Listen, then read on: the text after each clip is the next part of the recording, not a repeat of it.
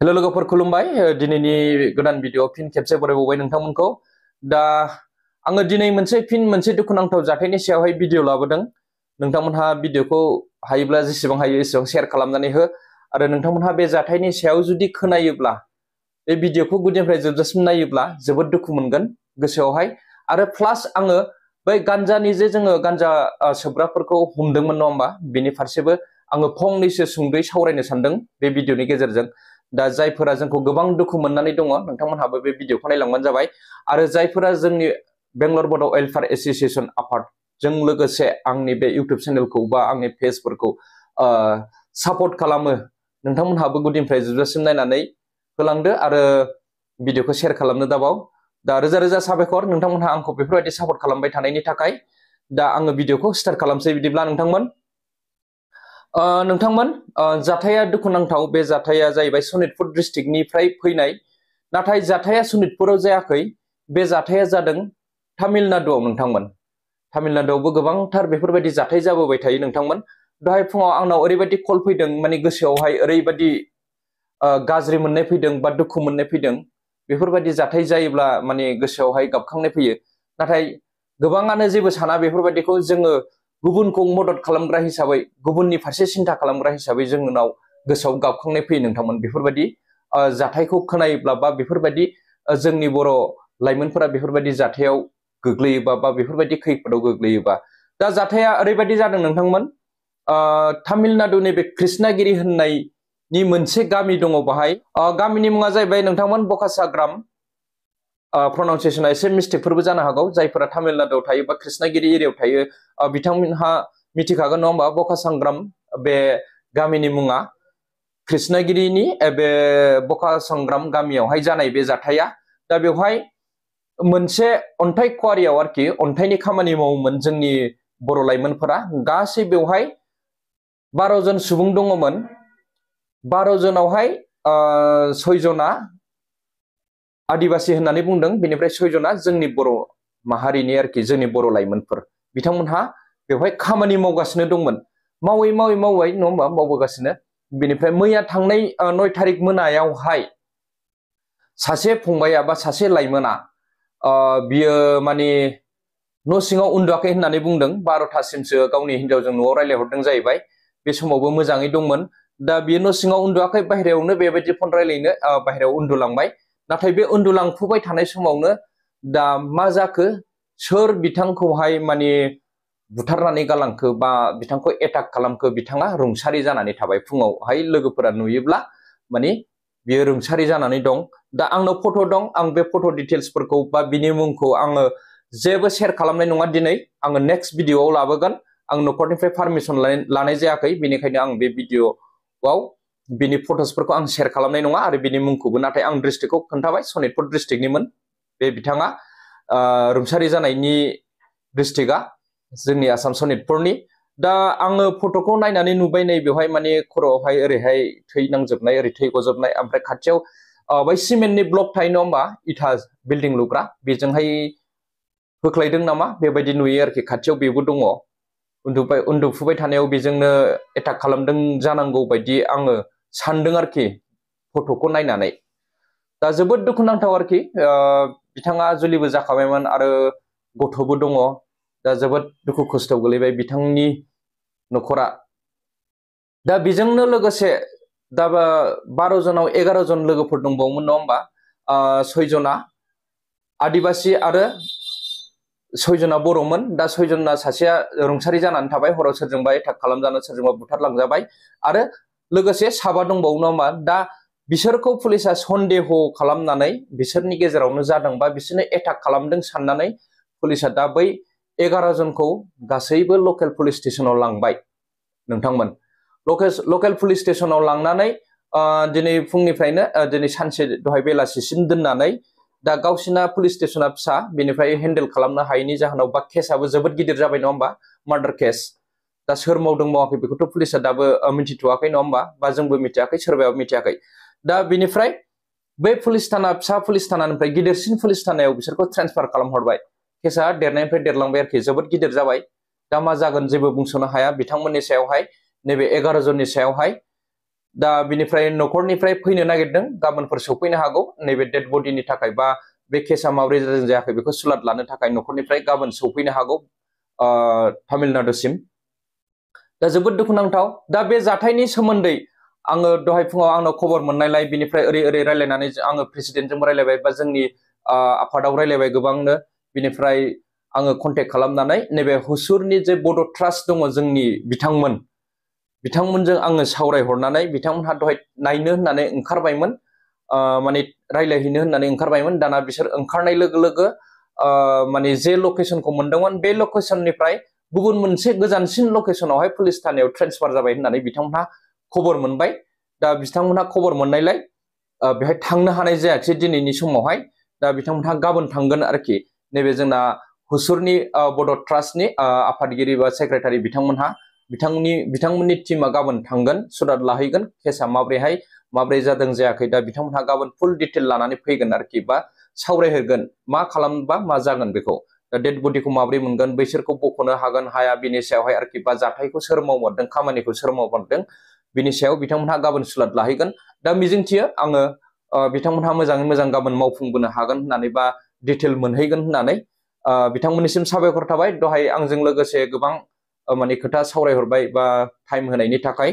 दा बेंगलर बड' welfare association आफादनिफ्राय हुसुर बड' ट्रास्टनिसिम रोजा रोजा साबायखर थाबाय आरोखि। दा बेनिफ्राय आं नैबे गान्जानि सोमोन्दै सावरायनो होनना बुंदों नङा होमबा एसे।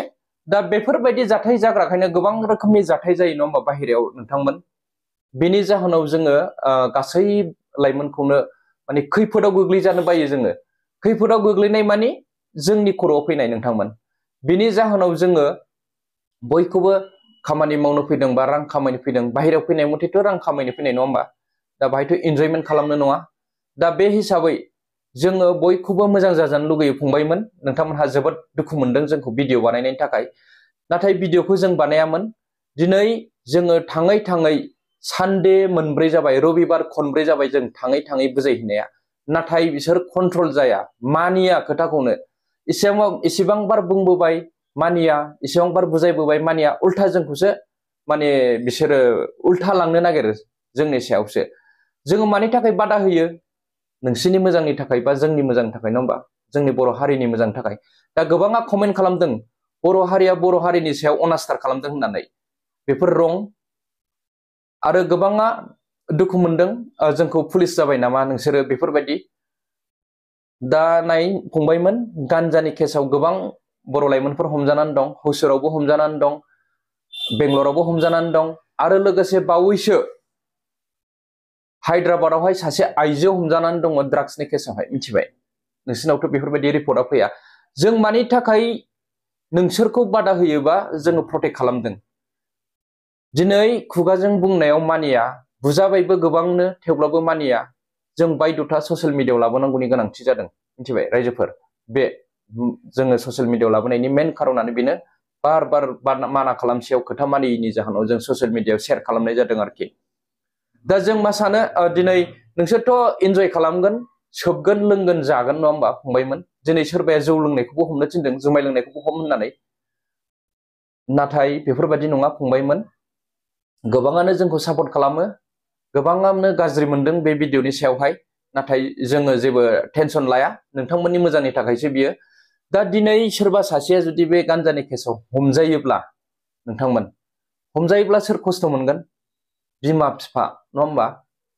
बिमा बिफाया खस्थ' मोनगोन, बास बिनि सोरहाबा जुलि जानायबा बिनि हिनजावा खस्थ' मोनगोन, बिनि न'खरा खस्थ' मोनगोन। थाखा फैसा बबेहाय मोनगोन? दिनै बाहेरायाव फैनानै खामायनो फैनांखानाय, न'खराव गैयैयासो बाहेरायाव फैयो। बबेहाय मोननानै नोंसोरो बायख'गोन पुलिसनि आखाइनिफ्राय? बेखौ सिन्था खालाम। आरो बिमा बिफायाबो दुखु मोनगोन गोबाङानो जोंखौ भिडिअ खालामनायनि थाखाय। नाथाय नोंसोरबो सिन्था खालाम, जायफोरनि गथ'फोरा दासिमाव निसा लानानै बाहेरायाव फाग्लाफोर बायदि जानानै दङ।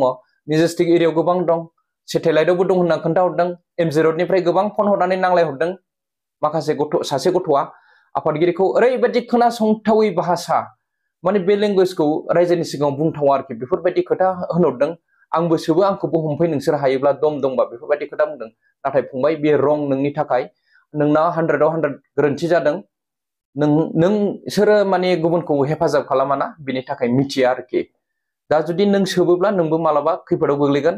नाथाय आङो मोनसे खोथा क्लियार हरनो सानदों रायजोफोरनिसिम, जाय सुबुङा निसा लानानै जुदि पुलिसनि आखायाव थाङोब्ला जों बेखौ मालाबाबो सापर्ट खालामनाय नङा।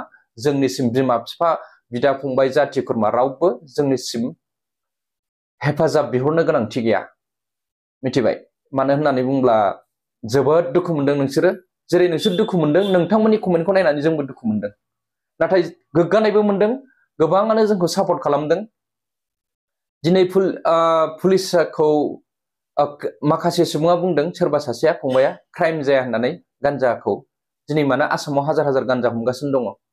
बेंगलरावबो हमजायो, जोंबो बिसोरखौ हमहोनो हायो, जाय मानसिया फानग्रा बेखौबो जों हमहोनो हायो, मिथिबाय? जों कन्टेक्ट नाम्बारखौ पुलिसनो हरखाबाय। नाथाय जों महत्त समाव बेखौ जुदि लेंहरनानै हमहोयोब्ला, बिसोरखौनो लेंहरहोनानै हमहोयोब्ला, जाय मानसिफ्रा सोबग्रा लाग्रा, दा बर्थमान जों बिथांमोनखौ बे फंबायमोनखौ जोङो हमनानै भिडिअ बानायदों, बिसोरबो थांफाजोबगौमोन। दा बेनि थाखाय जों बिसोरखौ हराखै। दा पुलिसानो हमाखै, नोंस्रालाय मा फारखा नांदों होननोबो हागौ, आरो गोबाङा सानदों गावनि फैसाजों लोंदों जादों, नोंस्रा मा खरसा नांगौ होननानै। नाथाय बिपद जायोब्लासो जोंखौ नागिरो, बा बिपद जायोब्लासो बुजियो मानसिफ्रा। जोङो बयनिबो मोजांनि थाखाय लुगैयो, जाहाथे जोंनि हारिया बा माहारिया, जोंनि बर' माहारिया बाहेरायाव फैनानै आदानि दाजाथों होननानै जों सानो। दिनै रां थाखा खामायनो फैदों, खामाय, नङा होमबा? जुमायफोरखौ लोङो बयबो एसे एनैया, बेखौ लों, नो प्रब्लेम, नङा होमबा? दा जे जिनिसा क्राइम बायदियानो, नङा होमबा? क्राइम नङा होनदों जायफोरा, बे क्राइमानो, नोंसोरबो मिथिखागौ, बा जाय होनग्रा बेबो मिथिखागौ। नाथाय हिटार थायो, नङा होमबा? जायफोरा नायनो हाया मोजां खामानिखौ, दा बिसोरनि थाखाय गाज्रि। दा फंबायमोन, नोंसोरो जुदि खम खालामनो गोसोब्ला खालामनो हागोन, दासिमबो सम दं, बैसो जायाखै गोबां फंबायमोनहा, गोबां इन्जेक्सन लाग्राफोर दङ, जों नुबोबायबो दाख्लै मेजेस्टिकआव थांनायाव। बिनिखायनो नोंसोरो कन्ट्रल खालामनो नाजा बा गारनो नाजा, आरो बिमा बिफायाबो बा न'खरा गाव गावनि फिसाखौ एसे सुलादला, नङाब्ला माब्लाबा जुदि पुलिसनि आखायाव थाङोब्ला, माब्लाबा बिपदाव गोलैयोबा, नोंसोरो बिमा बिफाया गाबनांगोन, थाखा फैसा गारनांगोन, दुखु खस्थ' मोनगोन आरोखि। दा बेनिखायनो दा जायफोरनि गथ'फोरा गान्जा सोबदों बा ड्राग्स लादों, नङा होमबा, बा इन्जेक्सन लादों, बिसोरो रावनिबो फारसे सिन्था खालामा, ना गावनि फारसे खालामो, ना बिमा बिफानि फारसे सिन्था खालामो, बिसोरो जेबो सिन्था खालामनो रोङा, जों मिथिखागौ, बिसोरनाव जेबो गैखाला। आरो गोबाङा बुंहरदों बेफोरबायदिखौ नागारहोनो हाला, जेनेबा बिसोरनाव हाबहाबखाबाय। दा बिसोरजों लोगोसे गुबुना जे थांफायो, बिसोरखौ प्रटेक्ट खालामाबा, बेखौबो जों सिन्था खालामनांगोन रायजोफोर। बेनिखायनो जोङो गासैखौबो मोजां जाजानो लुगैयो, खैफोदाव दा गोग्लैथों सानो। आरो जुदि नोंसोर मानिनो हायाबा बे नोंसोरनि गोसो, जोंहा बाहाय दै गांनांगौनि जेबो गोनांथि गैया। नाथाय जोङो मोनसे हारिनि सेन्टिमेन्ट दं हिसाबै बाहेरायाव आदानि दाजाथों होननानै जोङो बेफोरबायदि खामानिखौ मावफुंनाय जायो रायजोफोर। दा नोंथांमोनहा बे भिडिअनि सायावहाय मा सानदों कमेन्टनि गेजेरजों फोरमायदो। आरो नोंथांमोनहा भिडिअखौ जुदि मोजां मोनदोंब्ला जेसेबां हायो एसेबां शेयार खालामनानै हो लोगोफोरनो बा जाथि खुरमानो, न'खरावहाय बयनोबो, नङा होमबा? जाहाथे जोंनि लाइमोनफोरा सांग्रांथियाव थानो हायो आरो बेफोरबायदि गाज्रि लामायाव फैया। दा दिनैनि भिडिअखौ एसेयावनो दोनथ'नाय जाबाय रायजोफोर, गोजोन्थों, थेंक इउ।